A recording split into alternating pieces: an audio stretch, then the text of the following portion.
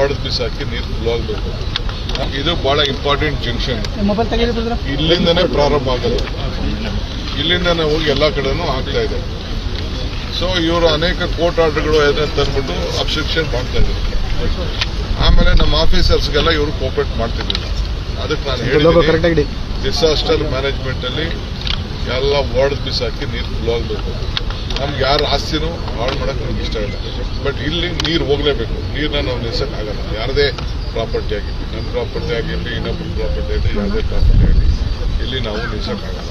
So ಅದಕ್ಕೆ ನಾನೇ ಬಂದು ಸ್ಪಾಟ್ನ ಕ್ಲೀನಾಗಿ ನಾನು ನೋಡಿದ್ದೀನಿ, ನನಗೆ ಅರ್ಥ ಆಗಿದೆ. ನನ್ನ ಎದುರುಗಡೆ ಎಲ್ಲರೂ ಒಪ್ಕೊಂಡಿದ್ದಾರೆ.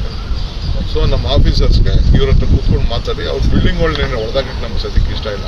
ಬಟ್ ನೀರಂತೂ ಹೋಗ್ಬೇಕಲ್ಲ, ನೀರು ಹೋಗೋದಕ್ಕೆ ಅವರು ಸೊಲ್ಯೂಷನ್ ಎಲ್ಲರೂ ಕೊಡಲೇಬೇಕು. ಸೊ ಅದಕ್ಕೆಲ್ಲರೂ ಒಪ್ಕೊಂಡಿದ್ದಾರೆ. ಇನ್ನೊಂದು 2-3 ಪಾಯಿಂಟ್ ಇದೆ. ಆ ಪಾಯಿಂಟ್ ನಾನು ನೋಡ್ತೀನಿ.